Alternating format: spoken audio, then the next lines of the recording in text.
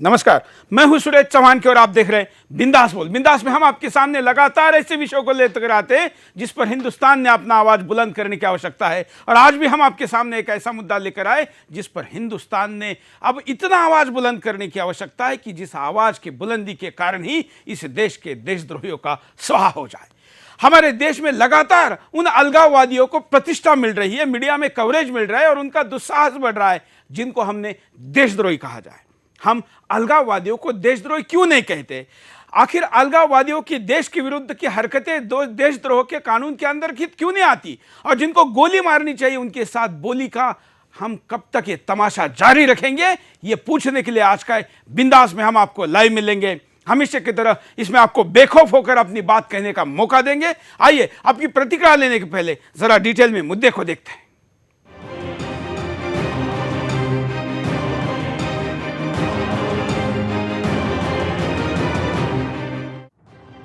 हमारे देश में पाकिस्तान जिंदाबाद और देश की धरती पर पाकिस्तान का झंडा लहराने वाले और साथ ही राष्ट्र विरोधी नारे लगाने वाले मसरत आलम जैसे देशद्रोही को भारत की जनता भी एक पल के लिए भी बर्दाश्त नहीं कर सकती। चौतरफा विरोध और केंद्र सरकार के दबाव के आगे आखिरकार मसरत पर नरम रुख बरतने वाले जम्मू कश्मीर के मुख्यमंत्री मुफ्ती मोहम्मद सईद को अपना रवैया बदलना ही पड़ा। दरअसल बीते 15 अप्रैल को हुर्रियत कॉन्फ्रेंस के चेयरमैन सैयद अली शाह गिलानी के स्वागत में हुर्रियत नेताओं और मसरत आलम की ओर से आयोजित रैली में पाकिस्तान के समर्थन में नारे लगाए गए और झंडे फहराए गए। मसरत जैसे देशद्रोही ने खुलकर पाकिस्तान के पक्ष में नारे लगाए।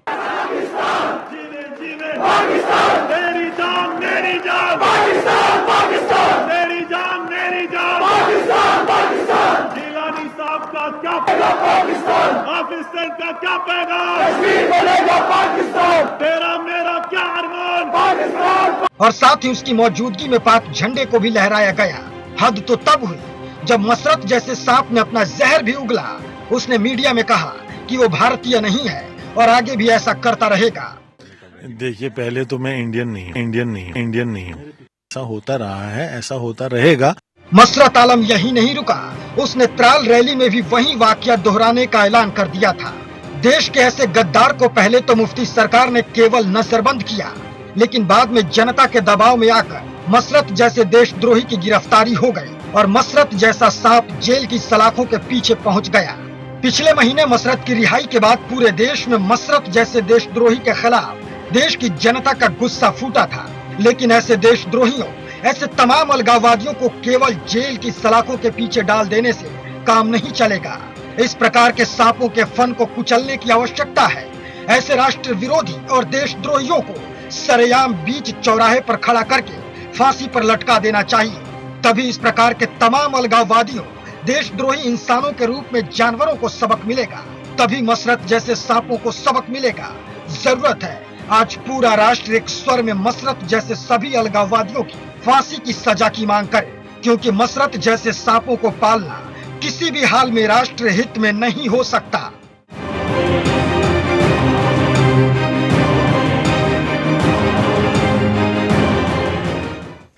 मशरत के ये बोल हिंदुस्तान के पुरुषार्थ को चैलेंज है। इस देश के 125 करोड़ लोगों को चैलेंज है कि आखिर उनमें वो दम कहाँ है जो ऐसे सांपों को कुचल नहीं सकता। आखिर क्यों हिंदुस्तान इस विषय पर चुप है? जरा इसका पूरा काला चिट्ठा देखते हैं कि ये देशद्रोही कौन है।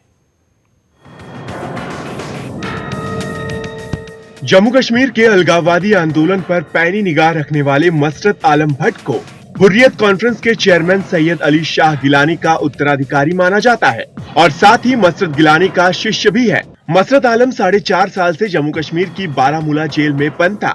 हालांकि राज्य के मुख्यमंत्री मुफ्ती मोहम्मद सईद के आदेश के बाद उसे रिहा कर दिया गया। मसरत को 2010 में कश्मीर में अलगाववादी प्रदर्शन और सुरक्षा बलों पर पथराव कराने के आरोप में गिरफ्तार किया गया था। 2010 में कश्मीर में हुए राष्ट्र विरोधी प्रदर्शनों में 120 लोगों की मौत हो गई थी। मसरत के खिलाफ 27 आपराधिक मुकदमे दर्ज थे, जिनमें हत्या के प्रयास, राजद्रोह और षड्यंत्र जैसे मामले शामिल हैं। हालांकि उन सभी मामलों में कोर्ट ने उसे जमानत दे दी थी, लेकिन फिर भी मसरत को हम आज भी देशद्रोही ही मानते हैं। 2010 में कश्मीर में हुए राष्ट्र विरोधी आंदोलन के बाद मसरत को हिरासत में ले लिया गया था। उसे पहली बार जन सुरक्षा कानून के तहत अक्टूबर 2010 में हिरासत में लिया गया। उसके बाद से उसी कानून के तहत 8 बार हिरासत में लिया जा चुका है। पहली बार मसरत आलम का नाम साल 2008 में अमरनाथ जमीन विवाद में सामने आया था। इतना ही नहीं, कश्मीर में पत्थरबाजी का मास्टरमाइंड भी यही मसरत आलम था। हालांकि जन सुरक्षा कानून के तहत किसी को अधिक से अधिक 2 सालों तक हिरासत में रखा जा सकता है। 24 साल का मसरत आलम न सिर्फ जम्मू कश्मीर के लिए घातक है, बल्कि पूरे देश के लिए खतरा है। आपराधिक गतिविधि में लिप्त मसरत आलम के नाम 1 या 2 नहीं, बल्कि पूरे 27 मामले दर्ज हैं। इनमें जम्मू कश्मीर के पिनल कोड की धारा 147 यानी गैर कानूनी रूप से कहीं जमा होना, धारा 148 यानी दंगा फैलाना और खतरनाक हथियार रखना, धारा 436 यानी सरकारी संपत्ति को नुकसान पहुंचाना और धारा 153A यानी समाज में नफरत की आग फैलाना शामिल है। तो इस मुद्दे पर बातचीत के लिए हमारे साथ रिटायर्ड ब्रिगेडियर अमृत कपूर जी है। कपूर जी, आपका स्वागत है। साथ साथ हमारे साथ JR शरण जी है, जो कि पॉलिटिकल एक्सपर्ट है, और साथ में करोड़ों की संख्या में हमेशा की तरह आप सुदर्शन को विभिन्न प्लेटफॉर्म पर देखते हुए इस कार्यक्रम के साथ जुड़े सारे हिंदुस्तानी जो देश विदेश में रहते हैं। हम चाहते हैं कि आज हिंदुस्तान के ऐसे आवाज को बुलंद किया जाए जो ऐसे देशद्रोहियों के कान में एक तरीके से हिंदुस्तान की आवाज ऐसी पहुंचाए कि या तो ये सीमा के बाहर भेजे जाए या उस आवाज से ही वो बहरे हो जाए। कपूर जी, मुद्दा कई मायने में कई एंगल से हम देख सकते हैं, लेकिन आज हम बिंदास में जो बेसिक सवाल पूछ रहे हैं वो भारत के कानून और हमारे रवैये के प्रति है कि ऐसे व्यक्ति को अलगाववादी कहकर हम इतनी छूट क्यों दे रहे हैं? क्या अलगाववाद देशद्रोह क्यों नहीं है? कपूर जी, ये एक जो मुद्दा है, बहुत देर से इसके ऊपर जितनी भी पहले की गवर्नमेंट्स हैं उन्होंने कोई भी कंक्रीट स्टेप्स नहीं लिए हैं और इसको इस स्टेज तक पहुंचने दिया गया है। मेरे को ये ताजुब होता है कि ये एक देशद्रोही का मामला है और इस ऐसे आदमियों को उसको सेडिशन उनके खिलाफ लगाकर उनके ऊपर केस चलाना चाहिए। और ये अभी तक क्यों नहीं हो रहा? अभी भी जब इनको मालूम है कि ये मैं कपूर जी, मैं आपकी बात में ऐड करना चाहूँगा, आपको सवाल भी पूछना चाहूँगा, क्योंकि आप लोगों ने इतनी जानें दी है भारत की सेना ने। जिस कश्मीर पे ये कहता है कि मैं हिंदुस्तानी नहीं हूँ, वो भारत का हिस्सा कश्मीर के लिए हिंदुस्तान ने इतना बड़ा बलिदान दिया है। क्या केस चलाई जाए? जो मीडिया के कैमरे के सामने कह रहा है कि मैं हिंदुस्तानी नहीं, मैं पाकिस्तानी हूं, जो कैमरे के सामने पाकिस्तान की जय जयकार कर रहा है, जो भारत की संप्रभुता को कैमरे के सामने ना केवल उछा रहा है बल्कि उसका बलात्कार कर रहा है, उसके बावजूद आखिर बातचीत और उसके साथ उसके ऊपर केस चलाने की जरूरत क्या है? एविडेंस तो सामने है। मैं आपसे बिल्कुल सहमत हूं, ये सामने है। लेकिन जैसे कि हमारी ये प्रजातंत्र है, डेमोक्रेसी है, इसके अंदर हम लोग बहुत ज़्यादा जुडिशरी के ऊपर डिपेंड करते हैं। और जैसे अगर कोई दूसरा देश होता, मिडिल ईस्ट का देश होता, तो इसके अभी ये ताजुब होता है कि अगर वो कह रहा है कि मैं हिंदुस्तानी नहीं हूँ और हमारी धरती के ऊपर आकर वो आगे किसी और देश का वो फ्लैग को करता है और भड़काई भाषण देता है, तो इससे ज़्यादा और क्या एविडेंस चाहिए आपको इसके खिलाफ कार्रवाई करने के लिए? मैं ये समझता हूं कि सख्त के सख्त कुछ ना कुछ अभी इस गवर्नमेंट को स्टेप्स लेने पड़ेंगे जो कि इतने सालों से नहीं लिए गए। उसके लिए रिपरकशंस हो सकते हैं, लेकिन अभी कोई चॉइस नहीं बची हमारी गवर्नमेंट के पास में। इनको सख्त से सख्त इनके खिलाफ जब तक ये स्टेप्स नहीं लेंगे तो ये चीज़ें आगे की आगे इनके हाथ से निकल जाएंगी। बिल्कुल। मशरत हिंदुस्तान के जिस जेल में, जिस कस्टडी में आज है, वो भी हिंदुस्तान की रोटी और नमक खा रहा है। लेकिन ऐसे नमक हरामों की इस देश में बहुत बड़ी पैदावार बढ़ रही है और वो कारण है क्योंकि उनके ऊपर सख्त कानून नहीं। देश की लचर न्याय व्यवस्था उनको जमानत दे देती है और खुलेआम हिंदुस्तान के खिलाफ फिर जहर उगलने के लिए शुरू हो जाते हैं। शरण जी, देखिए, सबसे बड़ी बात है हम प्रजातंत्र हैं, ठीक है, लेकिन हम लाचार नहीं हैं, मजबूर नहीं हैं। और हमें कम से कम ऐसे लोगों को टू सेट एन एग्जाम्पल, मेरा तो ये है कि आर्मी अगर इनको मार दे तो भी कोई गलत नहीं है। देशद्रोह से बड़ा द्रोह क्या है? और देशद्रोह का जो भी कानून है 124A, उसमें सबसे कम जो सजा है वो लाइफ इम्प्रिजमेंट का है। ये 27 बार ऑलरेडी ऐसा काम कर चुका है और कितने मौके आप देंगे? बिल्कुल। और जो सरकार अभी यहाँ केंद्र में बैठी है, जो हमारे होम मिनिस्टर राजनाथ सिंह बैठे हैं, ये अपने आप को राष्ट्रवाद के पर्यायवाची मानते हैं। तो ऐसे लोग के रूलिंग में अगर ऐसी स्थिति हो रही है तो इस पे कोई ठोस कदम आनी चाहिए। नहीं तो ये हमारे 120 करोड़ लोगों के मुंह पे तमाचा है और कुछ भी नहीं है। बिल्कुल। कॉलर हमारे साथ जुड़े हैं, उनके पास चलते हैं। जय हिंद, बोलिए क्या कहना है। हाँ, मैं आकाश चौधरी बोल रहा हूँ रुद्रपुर से। हाँ, मेरा कहना यह है कि मसरत तो गिरफ्तार हो गया, लेकिन गद्दार गिलानी क्यों नहीं है अभी तक। बिल्कुल। और दूसरी बात, साध्वी प्रज्ञा जी पर तो मकौका लगाने के लिए कानून भी और तमाम राजनीतिक दल इसका हल्ला गुल्ला मचाए हुए हैं, तो इस पर तो मकौका से बड़ा कानून लगना चाहिए, वो क्यों नहीं लगाया जा रहा। क्या कर रही है बीजेपी सरकार जय मां से, बस मुझे यही कहना है। बिल्कुल बिल्कुल, आपने सही कहा कि साध्वी प्रज्ञा जैसी साध्वी जिसके ऊपर 7 साल में आरोप पत्र तक दाखिल नहीं हो सका, वो जेल में सड़ रही है, कैंसर से लेकर तमाम बीमारियां हो रही है और इनको बिरयानी खिलाई जा रही है। आखिर एक राज्य में समर्थक सरकार इतना बड़ा राष्ट्र विरोधी काम कर रही है तो वहां का मुख्यमंत्री भी देशद्रोही है, यह कहने में कोई गुरहेज नहीं होना चाहिए। एक और कॉलर। जय हिंद, बोलिए। हेलो। हाँ सुरेश जी नमस्कार। नमस्कार। जय हिंद। क्या कहना है आप? हेलो। मैं आपसे ये कहना चाह रहा हूँ। हेलो, बोलते रहिए आप। कि दिग्विजय सिंह को तो ये कुछ दिख ही नहीं रहा है कि मुशर्रफ ने क्या बोला, और वो पीडीपी सरकार और बीजेपी सरकार से पूछ रहे हैं कि उन्होंने उनका जुर्म क्या है। मेरा कहना दिग्विजय सिंह से है कि पहले तो इन दोनों को फांसी देने के बाद दिग्विजय सिंह को पाकिस्तान भेज दिया जाए। धन्यवाद। हम दिग्विजय सिंह पर कल विशेष बिंदास करेंगे, वो जिस तरीके से बातें आज हुई है। लेकिन आज हम मशरत पर एक बार उनके भाई से बात कर लेते हैं, उसके बाद उनके पास भी जाएंगे। अगले कॉलर। जय हिंद। हेलो सर, मशरफ को जो समर्थन कर रहे हैं लोग, जो पथराव कर रहे हैं पुलिस पे, उनके ऊपर भी कार्रवाई होना चाहिए। हाँ बिल्कुल, धन्यवाद। जिस गिलानी की बात यहाँ हुई है, जो मशरत का गुरु है, इसको शर्म होनी चाहिए कि दिल्ली में पिछले कई महीने से ट्रीटमेंट ले रहा था। 19 बोतलें खून इसने दिल्ली में चढ़ाया। भारत सरकार के सब्सिडाइज चलने वाले अस्पताल में इसकी ट्रीटमेंट हुई और इस हिंदुस्तान का नमक खाने के बाद ये जैसे ही घाटी में दोबारा पहुंचा, इसने हिंदुस्तान के खिलाफ ही जहर उगलना शुरू किया। कपूर जी, क्या ऐसे देशद्रोही जो दिल्ली में एक इनका रुख होता है और कश्मीर में पहुंचने के बाद एक रुख होता है, इस रुख को हम कब तक बर्दाश्त करेंगे? सरकार के पास इसका सोल्यूशन नहीं है तो आर्मी के पास क्या है?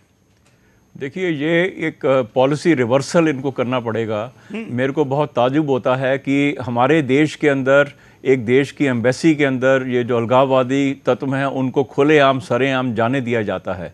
ये किसी और देश में दुनिया में ऐसे कहीं दिखाई नहीं देता। ये हमारी कुछ पता नहीं मजबूरियां हैं या कमज़ोरियां हैं। मेरे को ताजुब होता है कि इसको ऐसी चीज़ें बंद क्यों नहीं करते।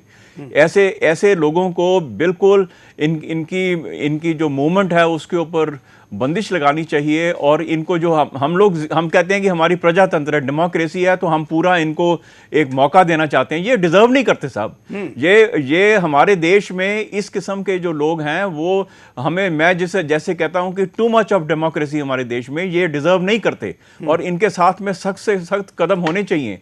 हाँ, जैसे आपने ये उठाया कि वो आर्मी ने, तो अभी आप देखिए कि 2 लिस्टेड जो थे ये आतंकवादी, उनको अभी ये जो इनकाउंटर हुआ था, हाँ, उसके अंदर उनको उड़ाया है। तो उनको वो कहते हैं जी ये नॉर्मल बंदे हैं, तो वो तो उनका रिकॉर्ड है, सारा है। मेरे को ताजुब ये होता है कि हमारा मीडिया उस चीज को क्यों नहीं, वो बोलते हैं जी उन्होंने सिविलियन मार दिए। मैं सुबह से देख रहा हूं सिविलियन मार दिए। सिविलियन नहीं थे साहब, वो टेररिस्ट थे। उनका टेररिस्ट जो मीडिया क्यों नहीं बोलता कि वो टेररिस्ट। बिल्कुल। और मैं भारत के मीडिया के इस रुख का इस मंच से निषेध करता हूं। क्यों आखिर भारत का मीडिया ऐसे अलगाववादियों को इतना बढ़ा चढ़ाकर दिखाता है? मैं आपको बताना चाहता हूं कि ये जो कश्मीर की समस्या या कश्मीर के अलगाववादी है, ये किसी साधारण छोटे से गांव की संख्या से भी कम है। कश्मीर की घाटी की अगर हम साइज देखें तो उत्तर प्रदेश के किसी एक छोटे से छोटे जिले से भी इनकी साइज कम है। लेकिन वहां पर जो देशद्रोही कार्रवाई होती है, उनकी बातों को मीडिया में रखने के लिए कुछ लोगों को शायद पीछे से कुछ दिया जाता है, जिसके आधार पर उनकी बात को दिखाया जाता है। फिर हम लोगों को उसके जवाब में उनको दिखाना पड़ता है। हम नहीं चाह रहे थे कि मशरत के पाकिस्तान के जयकारे को हम टीवी पे दिखाएं, लेकिन आखिर हिंदुस्तान को पता चलना चाहिए कि इस जहरीले सांपों ने क्या फुंकार मारी है। ये हमको पता होना चाहिए कि हमारे देश के खिलाफ ये किस कदर तक जा सकते हैं, इसलिए हम उसके वीडियो को दिखाने पर हम मजबूर है। लेकिन भारत का मीडिया आखिर इनकी देशद्रोही हरकतों के ऊपर सवाल उठाने के बजाय आर्मी पर सवाल क्यों उठाता है? यह सवाल भी हिंदुस्तान को, देश के उन सारे मीडिया को पूछना चाहिए, फोन करने चाहिए, मेल करने चाहिए, उनके कार्यालयों में जाके पूछना चाहिए कि आखिर आप उनको सिविलियंस कैसे कह रहे हैं। एक कॉलर। जय हिंद। नमस्कार जी। बोलिए। हाँ सर, मैं हरियाणा से बोल रहा हूँ सर। हाँ सर, मैं ये कहना चाहता जो ये मुसलमान है इनकी सोच सभी की एक जैसी है जी। रह रही है जरूर है हिंदुस्तान में, लेकिन गुणगान ये सिर्फ पाकिस्तान का ही उड़ाते हैं और इनको बचपन से ऐसे ही संस्कार दे जाते हैं और ये मस्जिद में, मदरसों में इनको पाठ ही कट्टरवादिता का पढ़ाया जाता है। इनके ऊपर बैन लगना चाहिए जी। ये मदरसे, मस्जिद ये भी बंद होने चाहिए जो इनको मतलब आतंकवादी गिरोह तैयार करने के अड्डे हैं जी, और कुछ नहीं है इससे अलग। कपूर जी, इस कॉलर ने समस्त मुस्लिम जाति पर सवाल उठाया है। क्या ऐसे लोगों के हरकतों पर मुस्लिम समाज ने रिएक्ट करना चाहिए जो रिएक्शन नहीं होती? ये इस कारण ऐसे सवाल नहीं उठते? ये बड़ी दर्दनाक बात है कि बट मैं ये कहना चाहता हूँ कि हमारे देश के अंदर अच्छे मुसलमान भी हैं, मॉडरेट भी हैं, लेकिन आज तक कभी भी हमने किसी भी मुस्लिम ऑर्गेनाइजेशन से इन हरकतों को कंडेम करते नहीं देखा।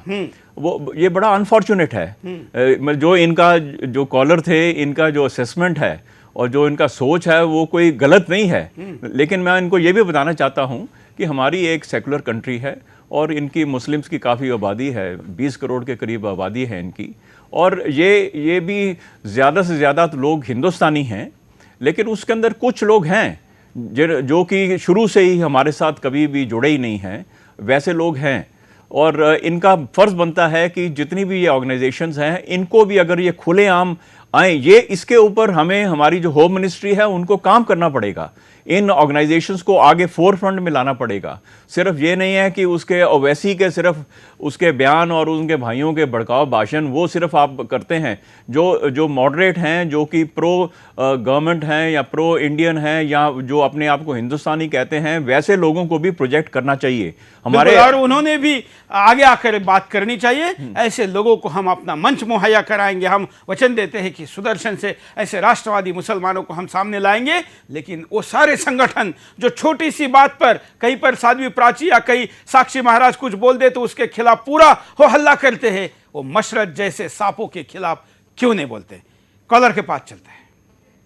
जय हिंद। हाँ नमस्कार सर, हम उस्मान अंसारी बोल रहे हैं सऊदीया से। बोलिए। हाँ सर, मैं ये बोल रहा हूँ कि इसको दोबारा छोड़ा ना जाए, इसको फांसी दिया जाए। ये दोबारा छोड़ने पर फिर ये सांप के तरह उड़ेगा, साला काटेगा दूसरे को। इसको फांसी दो ना तो दौड़ा कर गोली मारो साले को। ये इतना कमीना। मैं भी उस्मान अंसारी हूँ, सऊदीया से बोल रहा हूँ सर। मैं बिहार के रहने वाला हूँ। ये देश के सबसे बड़ा गद्दार है सर। आपके साथ कुछ भारतीय और बैठे हुए लगता है। हाँ जी सर। हाँ, जरा उनको भी दिखाइए जो आपके साथ बैठे हुए लोग हैं। हम लोग अपना उत्तर प्रदेश के हैं। एक अब्दुल हमीद था, हमारे देश को संवारा है, देश के लिए उन्होंने जान दिया है। एक ये मुस्लिम है, ये गद्दार है एकदम। इसको फांसी दें या तो फौरन इसको गोली मारिए। वाह, धन्यवाद। हमने अभी इस विषय की बात की थी और कम से कम आम जो मुस्लिम है वो तो सामने आया है, लेकिन वो सारे अपने आप को मुसलमानों के नेता कहने वाले और बात बात पर कुरान की और धर्म की गुहाई देने वाले हिंदुस्तान की गुहाई देते हुए आगे क्यों नहीं आ रहे हैं? अगले कॉलर। जय हिंद। बोलिए, क्या कहना है आपको? जी सर, मैं नवाबुद्दीन बोल रहा हूँ। हाँ जी, मैं इसको पाकिस्तान में जैसे पाकिस्तान वालों ने अपने फौजियों के काट के दिए नहीं थे, ऐसे इसका सर नहीं देने चाहिए। यहाँ से जाकर धड़ में फेंक दिया जाए पाकिस्तान में, ताकि उन लोगों को लगे कि आज ही क्या सबक मिला है और आज के बाद कश्मीर में ऐसा कोई बोलने वाला नहीं पैदा हुए। बिल्कुल, धन्यवाद। लगातार ऐसे कॉल बढ़ रहे और ये अच्छी बात है। हम जरा आपको दिखाते हैं कि इस साफ ने क्या फुंकार मारे हैं, इस देशद्रोही ने क्या कहा, इस नमक हराम के ये शब्द क्या है। देखिए। पाकिस्तान मेरी जान मेरी जान, पाकिस्तान मेरी जान मेरी जान, पाकिस्तान जिलानी साहब का क्या पाकिस्तान, पाकिस्तान का क्या पैगाम, कश्मीर बनेगा पाकिस्तान, तेरा मेरा क्या अरमान, पाकिस्तान पाकिस्तान, जीने जीने पाकिस्तान, तेरी जान मेरी जान, पाकिस्तान पाकिस्तान, तेरी पूरी बाइट है और इसकी ये देशद्रोही बोल है। ये किसी ने स्टिंग नहीं किया है, ये किसी ने छुपे हुए कैमरे से नहीं लिया है, ये खुलेआम हजारों लोगों के सामने हिंदुस्तान की संप्रभुता को चैलेंज कर रहा है।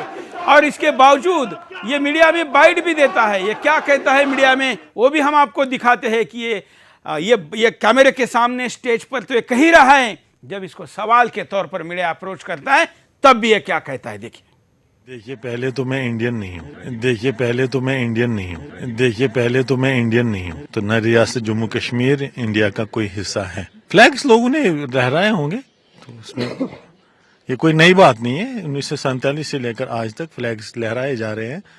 तो आपने 2008 में भी देखा होगा, 10 में भी देखा होगा, हजारों जगह पे फ्लैग्स होस्ट किए गए। ये कोई आज नई बात नहीं है यहाँ।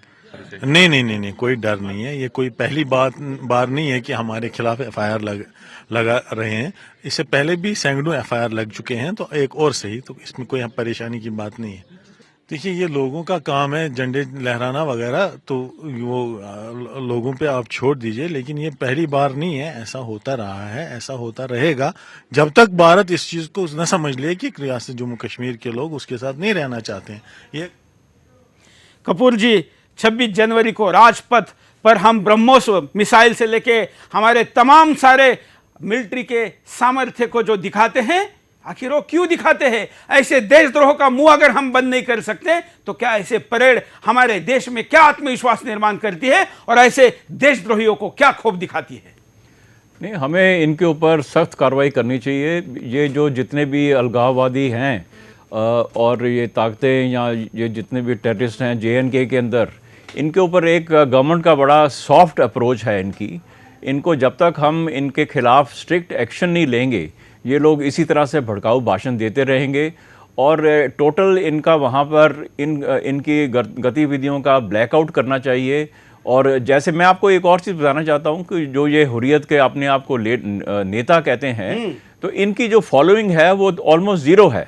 ये जितने भी कुछ लोग इन्होंने इकट्ठे कर, इसके आसपास तो लोग जो भारत के विरोधी नारे दे रहे थे, इसके चारों तरफ दिख रहे थे, वो भी तो है। हाँ, नहीं, बहुत कम इनके साथ में बहुत कम लोग हैं JNK के अंदर। हमने भी अपनी पूरी सर्विस के अंदर बहुत ज्यादा पोर्शन जम्मू कश्मीर में गुजारा है और ये जो हुर्रियत की कोई लोकल स्टैंडर्ड नहीं है वहां पर। और हम इनको इतना भाव क्यों देते हैं, मेरे को इस चीज पे हमेशा ताजुब होता है कि दिल्ली के अंदर हम उनको इतना भाव क्यों देते हैं। ये कोई बहुत बड़ी ऑर्गेनाइजेशन नहीं है, ये रिप्रेजेंट नहीं करती है कश्मीरीज को। मैं आपको ये बताना चाहता हूं। और इसमें इतना दम नहीं है कि ये चुनाव भी लड़े और चुनाव में अपना प्रेजेंटेशन दिखा सके। अगर ये चुनाव लड़ते हैं तो ये कहीं स्टैंड ही नहीं करते, कहीं जमानत जब्त हो जाएगी। और यहाँ पे हमने अभी आपने देखा है 78% वोटिंग हुआ है उधर और ज्यादातर लोग हमारे साथ हैं और उसके अंदर कोई शक की बात नहीं। जो ये लोग अभी समझ नहीं रहे, भड़काऊ भाषण दे रहे हैं कि जाके देखिए पाकिस्तान के अंदर क्या हाल है, जाके देखिए ISIS का क्या हाल है, जाके देखिए सऊदी अरेबिया कैसे थ्रेटेंड फील कर रहा है, वहां पे 8000 किलोमीटर लंबी वॉल बना रहा है अपने आप को प्रोटेक्ट करने के लिए ISIS से। अभी आप ये लोग ये समझते नहीं है कि उसके बाद में ये अफगानिस्तान में आएंगे, फिर पाकिस्तान में आएंगे। ये कश्मीरी उनके साथ जाके मिलना चाहते हैं, इनसे पूछिए जाकर। ऑलरेडी साइलेंट सेल बने हुए हैं। हाँ, कश्मीर के अंदर अफगानी और IS के साइलेंट सेल बने हुए हैं और दुर्भाग्य की बात है इसी दिल्ली में भी ये सेल बढ़ रहे हैं। मैं अभी नोएडा का वर्धापन दिन मनाकर आया हूं। 40 साल नोएडा को हुए, कलेक्टर भी स्टेज पे थे। मैंने कहा कि इस नोएडा में भी देशद्रोही ताकतें बढ़ रही है। हिंदुस्तान के महानगरों में छोटे से जगह पर भी ऐसे कई लोग हैं जो साइलेंट सेल पर काम कर रहे हैं और IS और ISI के लिए, दोनों के लिए यहाँ पर वो एक तरीके से संसाधन जुटा रहे हैं। हम यहाँ पर रुकते एक छोटे से ब्रेक के लिए। ब्रेक के बाद फिर आएंगे बिंदास बोलचाल।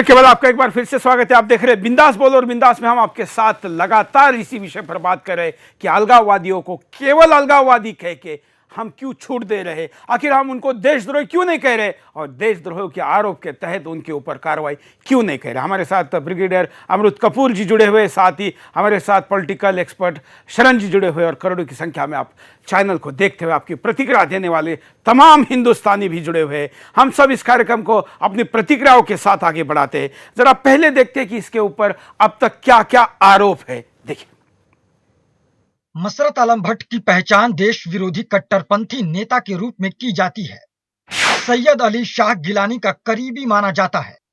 2008-2010 के बीच पत्थरबाजी का आरोप है। आतंक की साजिश रचने का आरोप है।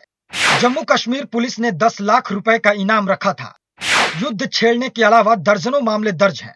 दंगा भड़काने में सोशल मीडिया का इस्तेमाल। मस्जिदों में एंटी इंडिया की ऑडियो सीडी बांटकर लोगों को दिया। 1990 में हिजबुल्लाह उग्रवादी संगठन का कमांडर बनाया गया था। 2008 के अमरनाथ भूमि आंदोलन के दौरान करीब 100 युवक मारे गए थे। वो इसका मास्टरमाइंड था। पहली बार 1980 में पत्थर फेंक कर विरोध जताया था। सिर्फ मसरत आलम ही नहीं, जम्मू कश्मीर में 23 मार्च को पाकिस्तान नेशनल डे के मौके पर अलगाववादी नेता फख्तू की पत्नी आसिया अंद्राबी ने भी पाकिस्तान का झंडा फहराया और वहां का राष्ट्रीय गीत गाया। अंद्राबी कश्मीर में अलगाववादी गुट दुख्तरन ए मिल्लत की प्रमुख है।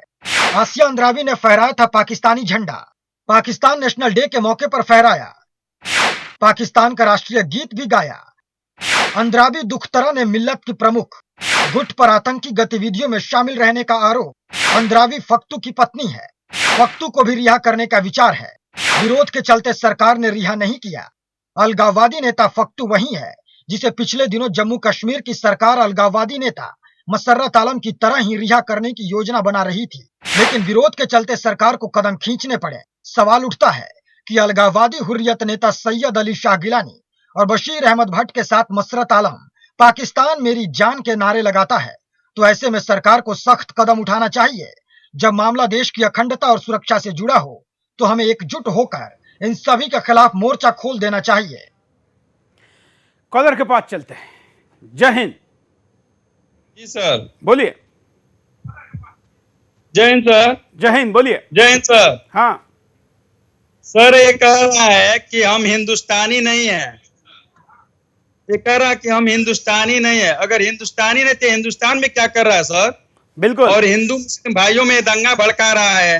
ये जान रहा है कि हिंदू मुस्लिम भाइयों में दंगा भड़का करके हम वहां से पाकिस्तान से बहुत अच्छा हो जाएंगे। पाकिस्तान में जाकर देखे कितना तबाही मचा है, क्या कर रहे हैं लोग। इसको तो सिर्फ फांसी चाहिए, इसको फांसी होना चाहिए और कुछ इसका सजा है नहीं। सरकार को सिर्फ धन्यवाद। और इसको फांसी अगर भारत सरकार नहीं दे सकती तो कोई ना कोई हिंदुस्तानी जरूर, मुझे लग रहा है पिछले कुछ दिनों से, मैं अपना इंटेंशन बता रहा हूं कि इसके दिन अब भरे हुए हैं। बस कोई वहां पर पहुंचकर अपनी हिंदुस्तानियत की पहचान दिला दे। आखिर सरकार मजबूर है तो हिंदुस्तानी मजबूर नहीं है, अपने पुरुषार्थ को कोई ना कोई जरूर दिखाएगा। कपूर जी, ऐसे लोगों को मारने वाले के खिलाफ भी कार्रवाई होगी, उनको अरेस्ट किया जाएगा, लेकिन इनको अरेस्ट नहीं किया जाता है। बड़ी अनफॉर्चुनेट चीज़ है। आपने देखा है कि यहाँ पर कोई भी सैफरन का अगर वो फैलाता है तो वो आतंकवाद बन जाता है, उसको हिंदू आतंकवाद कहा जाता है। हाँ। बड़ी अनफॉर्चुनेट है हमारे देश के अंदर, और बाकी लोग इतनी भड़काऊबाजी करते रहते हैं।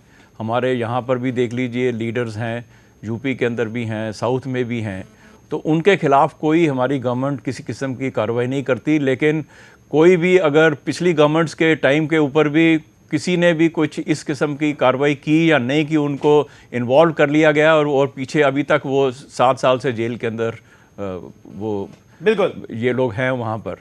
तो ऐसे लोग, मेरे को तो ये नहीं ताजुब होता है कि एक तरफ अगर वो कहता है कि मैं हिंदुस्तान नहीं हूँ और आकर वो यहाँ पर भड़काऊ भाषण देता है, तो इसके खिलाफ हमारे पास जुडिशरी के अंदर कोई ना कोई लॉ सिस्टम होना चाहिए कि फॉरेन नेशनल अगर वो कह रहा है अपने आप को और आकर इस तरह से आकर हमारे देश के अंदर भड़काऊ भाषण दे, तो उसको तो जैसे आपने बोला है, ही शुड बी एक्सिक्यूटेड। बिल्कुल, उसको तो मतलब फांसी तो होनी चाहिए, उसको पकड़ के उसके ऊपर जल्दी से जल्दी मुकदमा चलाना चाहिए। और इसको कितना दुर्भाग्य हमारे देश के न्याय व्यवस्था का भी ना केवल न्याय देवता ने अपने आंखों पर पट्टी बांधी है, लगता है कि देश के न्यायालयों में भी कोई आंखें खुला हुआ बैठा है कि नहीं, जो सो मोटो एक्शन इस पर तो लेता है कि कहीं पर नवरात्रों में रात को 10 बजे के बाद गरबा चलता है तो साउंड पोल्यूशन के नाम पर उनको वहां पर रोका जाता है। हिंदुस्तानियों को आवाज से, संगीत से बचाना चाहिए, पोल्यूशन हो रहा है,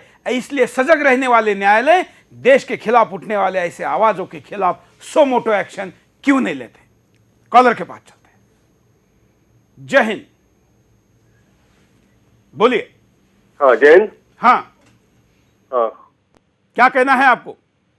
जी जी, मैं दिल्ली से बोल रहा हूँ। मेरा ये कहना है कि जिस प्रकार से चाइना में मुसलमानों के ऊपर प्रतिबंध है और उनको नमाज भी सिर्फ शुक्रवार को पढ़ने दी जाती है, वो भी 30 मिनट के लिए, और उनके ऊपर इतनी मॉनिटरिंग होती है कि मक्का मदीना भी कोई आ जाए तो उसके ऊपर पूरी तरह से देखभाल होती है, और कोई भी मेहमान उनके आए तो पूरी होती है।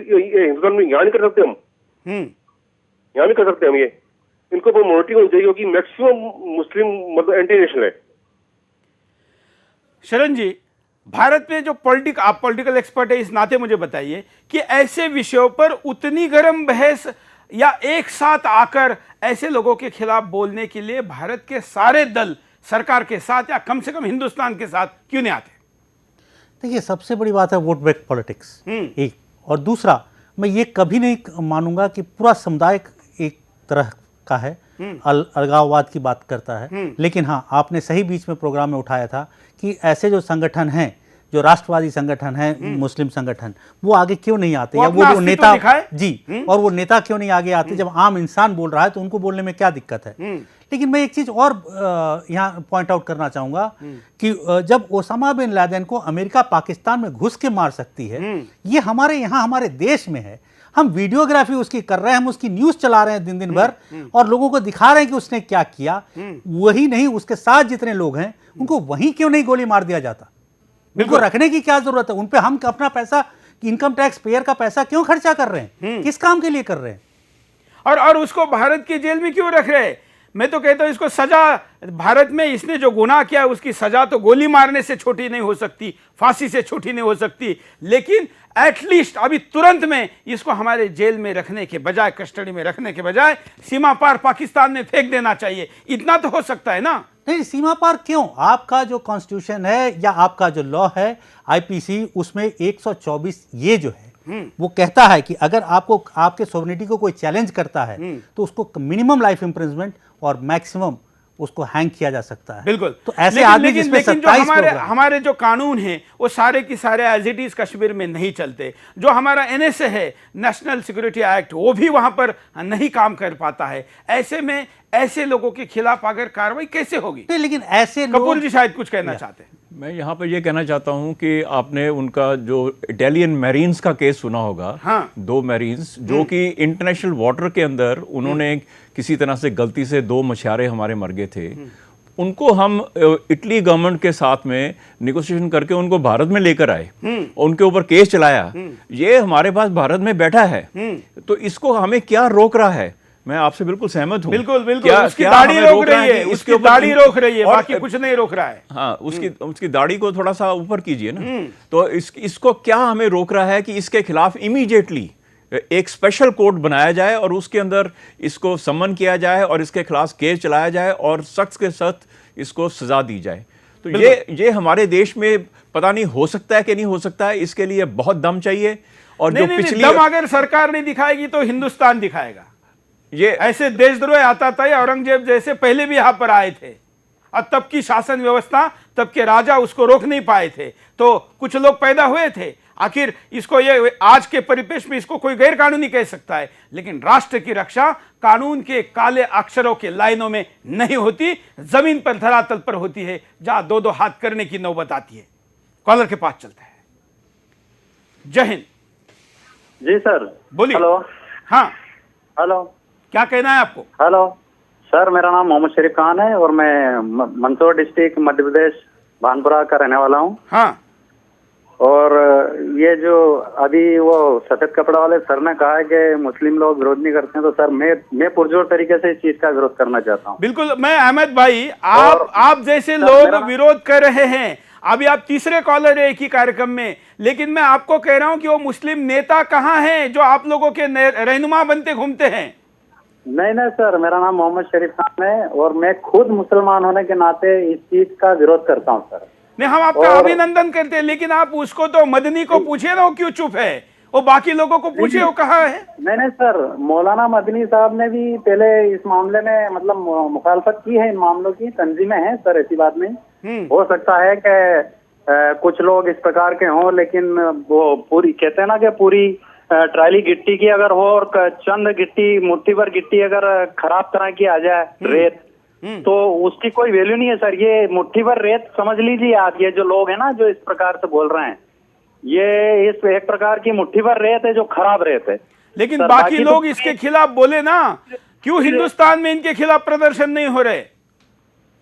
जी सर, बाकी लोग भी तो अपना जितना बड़ा अस्तित्व आप कह रहे हैं कि मुट्ठी भर गलत है और बाकी सारे ज्यादा अच्छे हैं, वो जो ज्यादा अच्छे वो अपने अस्तित्व को क्यों नहीं दिखाते?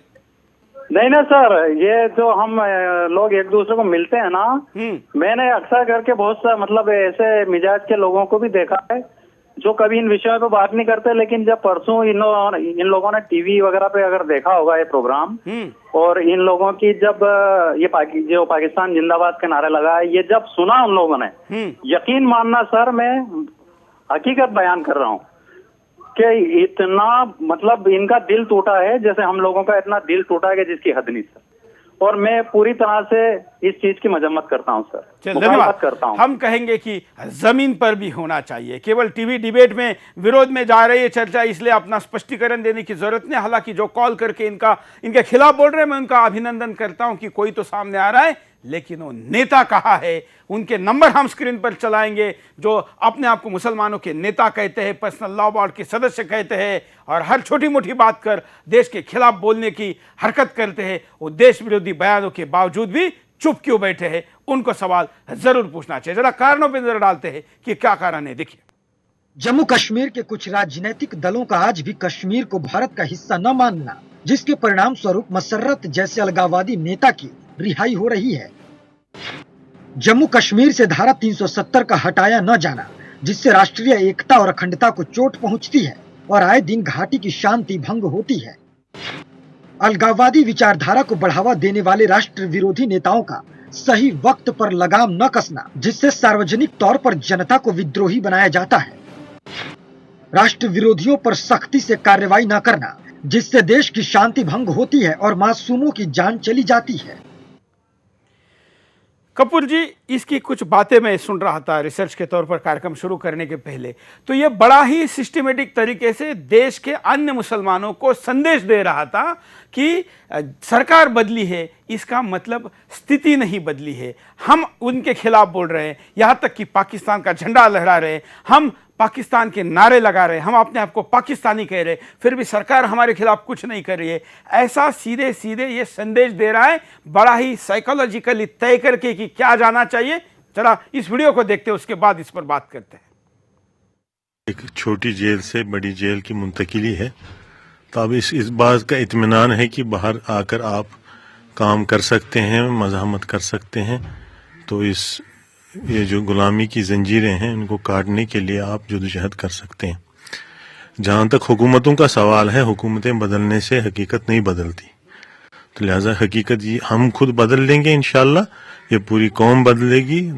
तारीख इस चीज़ का मुशाहिदा करेगी कि हकीकत बदल दी जाएगी। बाकी हमें सरकारें बदलने से कोई सरोकार नहीं है। कपूर जी, बड़ा सिस्टमेटिक नहीं लगता आपको कि ये देश में मोदी के आने के बाद अलगाववादी ताकतें जो एक तरीके से चुप हो गई थी, उनको उस्काने की ये कोशिश है? जी बिल्कुल, इसके खिलाफ एक साजिश है। अभी आप देखेंगे कि चाहे पीडीपी पावर में आई है उधर, उन्होंने सिस्टमेटिकली पहले ही 2-3 महीने के अंदर ही इस किस्म के अलगाववाद जो हैं, आतंकवादी हैं, उनकी रिहाई की है। जो दूसरे की भी अभी इन लाइन थी जिसको कि रोक दिया गया है। और ये क्या करना चाहते हैं इसका अभी तक तो इनको अंदाज़ा नहीं है। ये सोच रहे हैं कि शायद इनको मौका दिया जाए और इनको मेन स्ट्रीम के अंदर लाया जाए, लेकिन जैसे इनका बर्ताव है, ये इतनी आसानी से इनको आप बदल नहीं सकते हैं। तो इनके बिल्कुल ऐसे कुत्तों की पूंछ को पाइप में लगा के रखिए, तो या कितना भी मक्खन लगाएंगे बदलेंगे नहीं। इनका सिर्फ एक ही इलाज है कि इनको बंद किया जाए, इनको ज्यादा बोलने का मौका ना दिया जाए, और इनके खिलाफ जो भी कड़ी से कड़ी कार्रवाई हो उसको करके और इनको बंद किया जाए जेलों के अंदर। ये बाहर आने के लायक नहीं है। ये आमतौर पे क्या होता है कि जब ऐसा कुछ चीज चलती है, कन्फ्रंट्रेशन होती है, तो उसका एक तरीका होता है एंगेजमेंट, पॉलिसी ऑफ एंगेजमेंट। तो यहाँ पे कोशिश करती है गवर्नमेंट, कोई भी जो इलेक्टेड गवर्नमेंट होती है वो कोशिश करती है कि इस किस्म की अलगाववाद जो ताकतें होती हैं या ऐसे आदमी होते हैं उनको डायलॉग के अंदर लाया जाए, उनको एंगेजमेंट किया जाए। हमारी ये पॉलिसी रही है। जैसे अभी शाम से सब लोग बोल रहे हैं कि ऐसे लोगों को गोली मार देनी चाहिए, इनको ये कर देना चाहिए, वो कर देना चाहिए। हमारा एक बहुत बड़ी जमहूरियत है, हमारी बहुत पावरफुल डेमोक्रेसी है, लेकिन वो हमारी शक्ति होनी चाहिए, वो मजबूरी हो रही है, वो शक्ति होनी चाहिए। उस शक्ति का हम लोग इस्तेमाल नहीं कर रहे हैं। और वो जो उसमें नंबर ऑफ उसके अंदर इश्यूज हैं, उसके अंदर हम बाहर वालों को क्या बोलेंगे, हमारे जो अंदरूनी ताकतें हैं हम इकट्ठा नहीं है। इस ऐसे इशू के अंदर सारी पॉलिटिकल पार्टीज को they should come above party lines और सबको इस चीज को कंडेम करना चाहिए। मजाल गए कि कोई तो क्या करेंगे, ये दिग्विजय सिंह इसको साहब बोल रहा है और मोदी को हिटलर और दुर्योधन बोल रहा है। इनका तो वैसे ही कोई नहीं रहा, कोई भी अभी ऐसे ही बिना मतलब, वो भी मैं ये बताना चाहता हूं कि मीडिया का क्रिएशन है, वो इनको करते रहते हैं। अदरवाइज क्या इनकी लोकल स्टैंड क्या बची है इन लोगों की? इनको क्या क्यों इतना इनको भाव क्यों दिया जा रहा है, मेरे को नहीं समझ आती। जो प्रेजेंट गवर्नमेंट है, जो कि उनकी उपलब्धियां हैं, उसके ऊपर कोई जिक्र नहीं होती। मैं रोज न्यूज़पेपर्स पढ़ता हूं, कहीं जिक्र नहीं होता है। सिर्फ इन लोगों के जो भी छोटी सी भी चीज होगी उसको सारे जितने चैनल हैं, अभी आपने देखा होगा कि बीके सिंह साहब ने बड़ा अच्छा वर्ड यूज किया, प्रेस्टिट्यूड उसने कहा है, ठीक है। तो ये ऐसे जो लोग हैं वो डिजर्व करते हैं उसके अंदर, क्योंकि वो इन लोगों को प्रोजेक्ट कर रहे हैं। मतलब ऐसे कुछ चैनल हैं, ऐसे चैनल है कपूर जी जो सिविलियन मरे ऐसी जो न्यूज चला रहे हैं, जो कि वास्तव में आतंकवादी है। उनके घरों में जाते हैं, उनकी बहनें, उनकी माताएं, उनके बच्चे कैसे रो रहे हैं ऐसे बता रहे। एक चैनल ने तो हद कर दी, उसके घर में बच्चे नहीं थे तो पड़ोस के बच्चे लाकर वहां पर दिखा दे कि ये उसके बच्चे रो रहे हैं। ऐसी तो हरकतें हो रही है। उन्होंने कभी नहीं दिखाया कि सीमा पर कश्मीर हिंदुस्तान में रहे, इसके लिए जान की बाजी लगाने वाले शहीद हेमराज के बच्चों का क्या हाल है, कभी दिखाया? कभी नहीं। कॉलर के पास चलते हैं। जय हिंद। सर हेलो, बोलिए सर। बोल नहीं रहे। हेलो सर, क्या कहना है आपको? सर मैं ये बोलता हूँ उसको फांसी सजा नहीं दी जाए सर, उसको मेरे को सौंप दो, सिर्फ उसके हाथ और पैर काट के। वैसे भी शरीयत में यही गुनाह की सजा है सर, और अगर वो शरीयत ही चाहता है तो उसको ये सजा देनी चाहिए। नहीं सर, उसको फांसी मत दो, उसको मेरे को सौंप दो सर, उसके हाथ और पैर काट के मेरे को सौंप दो सर। चलिए धन्यवाद। हम व्हाट्सएप पर भी कई वीडियो हमारे पास आए, उनको भी दिखाते हैं शॉर्ट में कि लोग क्या कहना चाहते हैं। आप भी अपनी बात को, जो लोग स्काइप करना सबके लिए संभव नहीं, इसलिए हमने व्हाट्सएप पर भी लोगों का अपनी वीडियो खुद पर सेल्फी में रिकॉर्ड करिए, आपके मित्र के द्वारा रिकॉर्ड करिए, 10 सेकंड की प्रतिक्रिया आप तक भिजवा दीजिए। देखिए कुछ प्रतिक्रिया। जैसे व्यक्ति जो भारत देश में रहकर भारत देश का नमक खाते हैं, यहाँ का अन्न खाकर जी रहे हैं और इसी देश में रहकर अपने ही देश के खिलाफ जो पाकिस्तान का झंडा लहराकर पाकिस्तान के जीत के नारे लगा रहे हैं, पाकिस्तान जिंदाबाद के नारे लगा रहे हैं, कश्मीर में रहकर इस तरह का जो मसरत आलम जैसे हमारे देश में कर रहे हैं, ये बिल्कुल बर्दाश्त नहीं होगा।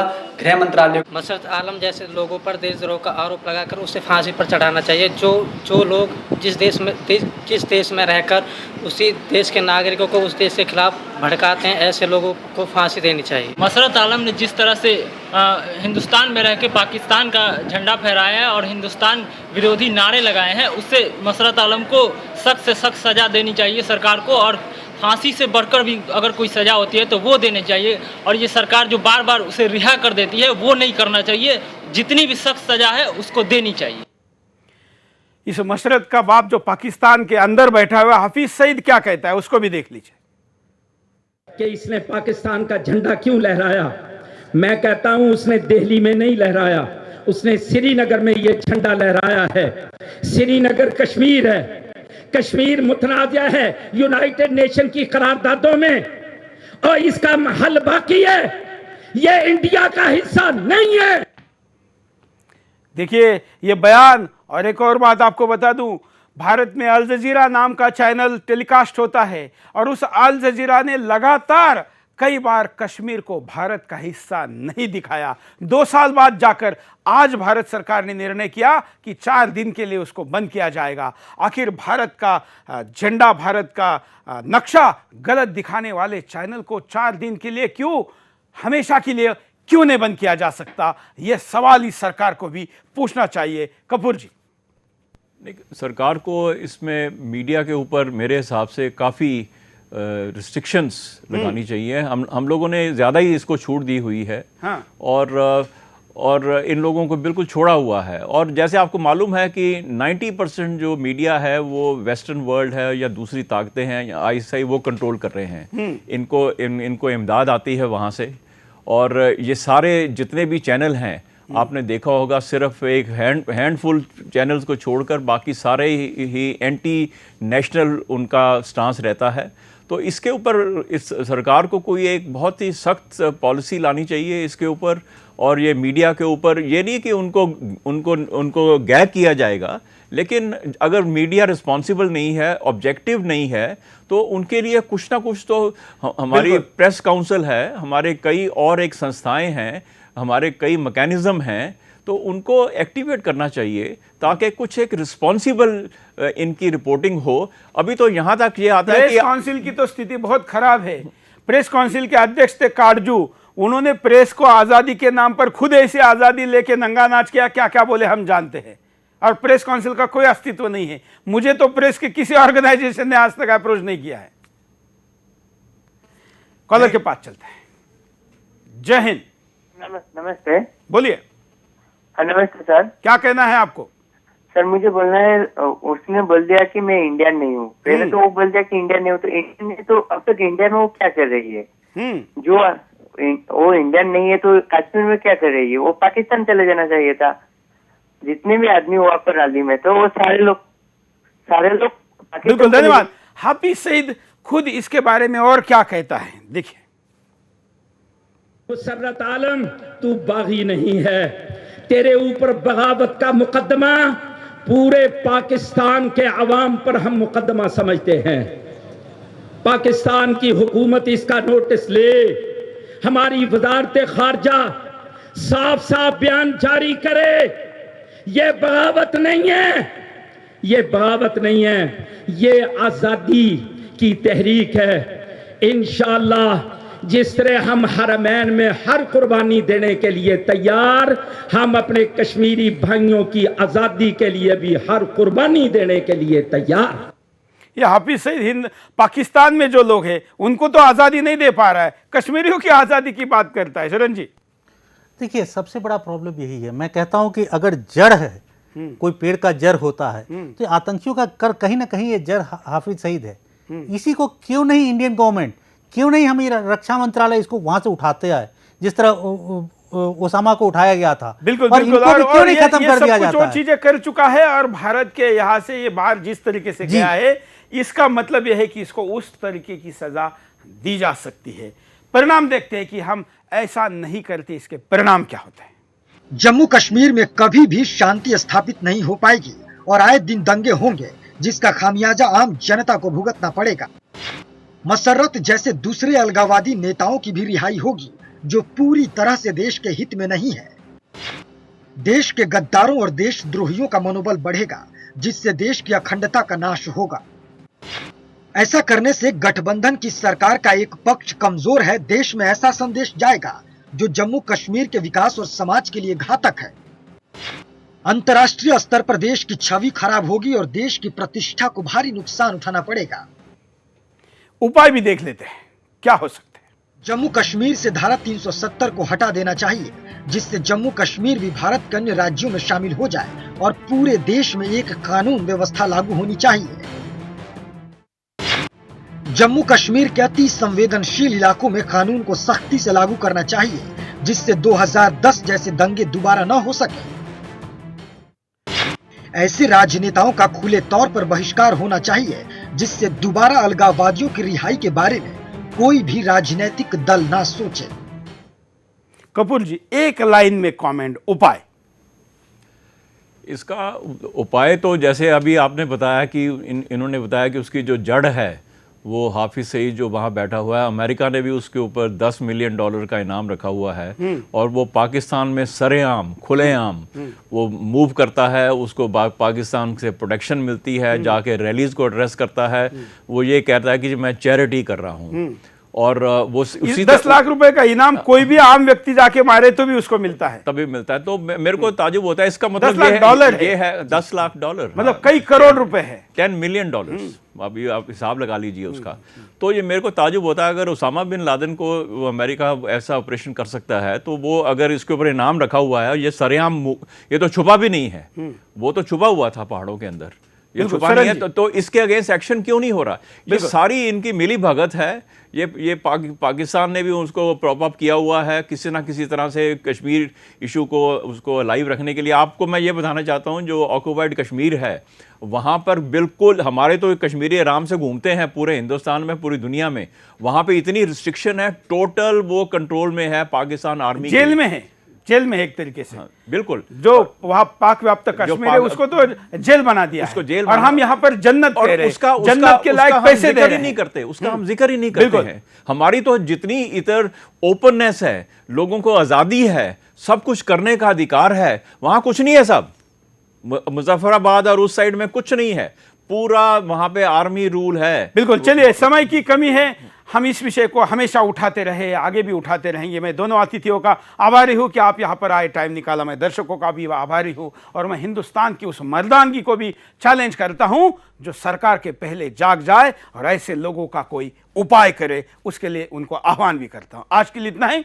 जय हिंद।